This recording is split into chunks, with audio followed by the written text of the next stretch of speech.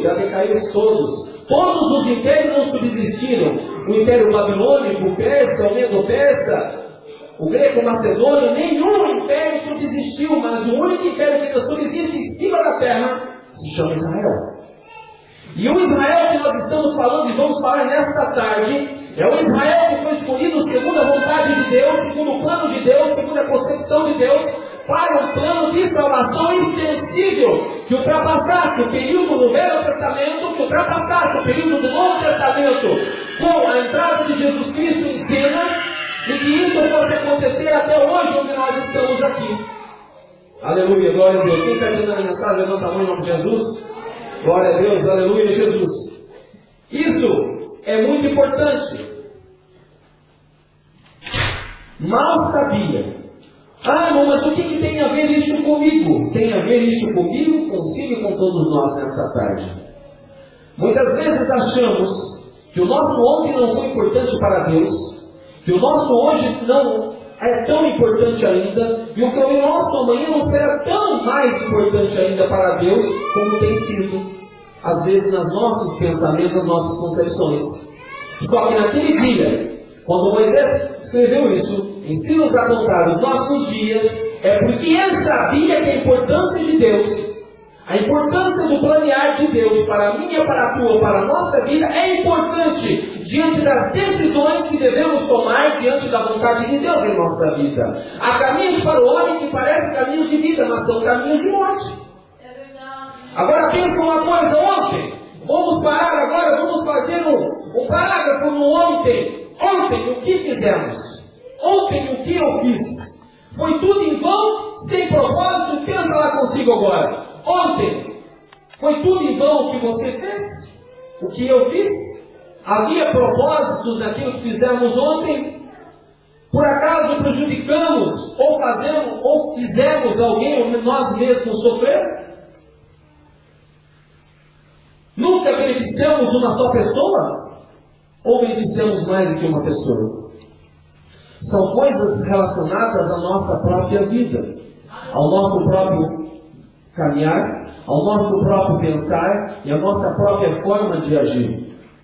Esse foi o ontem.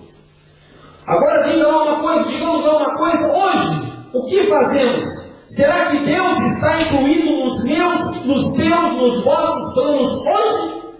Será, como disse, como aconteceu ontem à noite, Deus insiste em nos usar? Então Deus está incluído em meu plano, em seu plano, em nosso plano? É uma pergunta que eu faço para si nessa tarde, para mim também.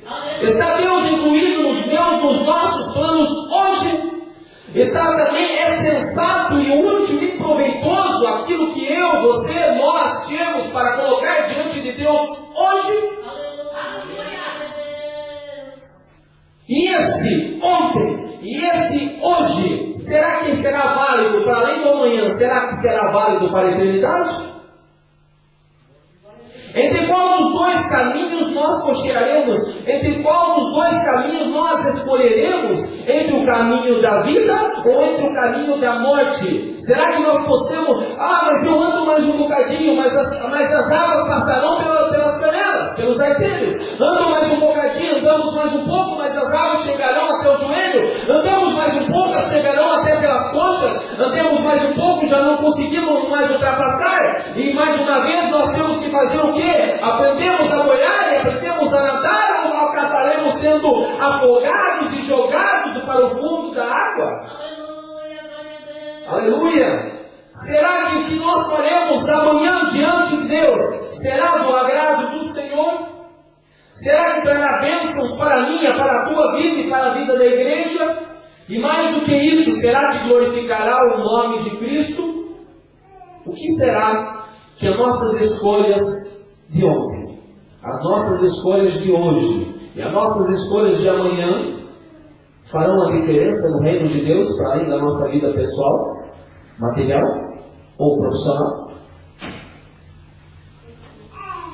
Isso é interligado. O que Moisés disse naquela altura, ensina-nos a contar os nossos dias, é porque ele precisava que Deus ensinasse ele a contar os dias, para que os dias de Moisés fossem proveitosos, para que ele pudesse utilizá-los de tal maneira que pudesse saber administrar tudo diante dele. Agora, se Deus me chamou para uma grande obra, como Deus te chamou para uma grande obra, e Deus nos ocasionou e nos comissionou, é porque Ele está nos ensinando a contarmos o que passou, a falarmos o que se passa e a projetarmos o que se virá, se assim a nossa visão estiver diante de Deus e não da nossa carne, e não do nosso sentido próprio, de autoconvencimento, não. A Bíblia diz assim em Apocalipse: aconselho-te que de mim compres ouro provado no fogo, para que tenha riquezas e vestes brancas para que te vistas, e não apareça a vergonha da tua nudez, e que unjas os olhos com colírio para que veja.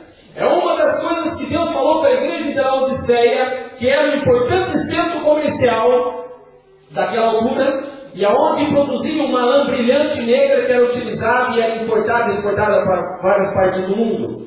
Agora o colírio de Deus para os meus olhos, o colírio de Deus para a sua alma, para os seus olhos, ele só pode ser emanado, ele só pode ser deitado nos seus olhos, colocado nos nossos olhos, quando nossos olhos se abrirem espiritualmente para a visão que Deus tem para a nossa vida. Aleluia, glória a Deus. Será que ainda a minha visão, será que ainda o meu sonho está morto? Será que a visão de Moisés naquela altura estava morta? Não, de maneira nenhuma. A visão de Moisés naquela altura, quando ele falou com Deus para que ensinasse a contar os seus dias, porque ele queria alcançar um coração sábio, é porque ele sabia que ele só teria um coração sábio diante de Deus, e Deus o ensinasse a contar o que se passou, que ele aprendesse com o que se passou, para que ele pudesse andar segundo o que Deus quisesse para ele naquele momento, e para que ele pudesse conseguir levar adiante o grande chamado que Deus tinha para um povo.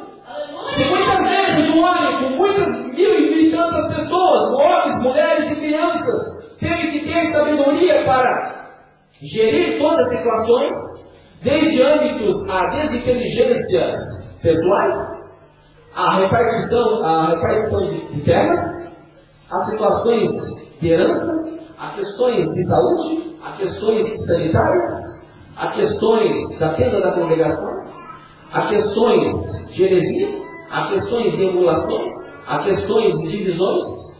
Era muito para o homem, não era? Realmente era muito para o homem. Só que quando pediu para que Deus ensinasse-o a contar os seus dias, o coração dele tornou-se sábio. Sábio para que ele pudesse gerir uma situação que provocasse bênçãos no reino de Deus. E assim, provocando bênção no reino de Deus, as potestades foram deitadas à terra, foram deitadas por baixo, e ele então, com um coração sábio diante de Deus, soube gerir toda uma situação, soube tomar conta de um povo. E agora, se nós que não somos como Moisés, não temos 1.000 e tal pessoas ao nosso encargo, 600 mil pessoas, 700, 800 mil pessoas, por que nós devemos nos render às nossas fraquezas? Por que nós nos devemos render às nossas dificuldades? Por que devemos nos rendermos a alguns tribulados que falam: você não vai conseguir, você não vai terminar a faculdade, você não vai conseguir ganhar mais? Por que devemos render-se a eles? Não devemos render-nos a eles de maneira nenhuma, porque se Deus ensinou Moisés a contar os seus dias de maneira a alcançar coração sábio, é porque ele não estava disposto a perder a visão. Você nessa tarde não está disposto ou disposta a perder a visão de Deus. E se nós não perdemos a visão de Deus, é porque avançamos para frente, é porque somos cabeça, é porque não somos rabos, não estamos por baixo, é porque estamos colocados por evidência no meio do mundo corrompido e pecaminoso, para sermos portas-vozes do Evangelho Santo da Paz. Aleluia, glória a Deus. A palavra do Senhor que diz assim: não és morno nem quente, vomitar-te-ei da minha boca. E nós sabemos que as águas frescas, elas são refrescantes. As águas quentes são medicinais. Entretanto, as águas mornas são nauseantes. O que será que eu, você, nós estamos representando hoje para Deus? Seremos para Deus águas refrescantes? Seremos diante de Deus águas nauseantes ou águas medicinais? Eu quero, em nome de Jesus Cristo, ter a fonte das águas vivas dentro da minha vida. para que Deus ensine-me a alcançar o coração sábio, para que eu aprenda a conhecer e viver os meus dias diante de Deus. Assim também é nós na presença de Deus. Se o inimigo fala que nós estamos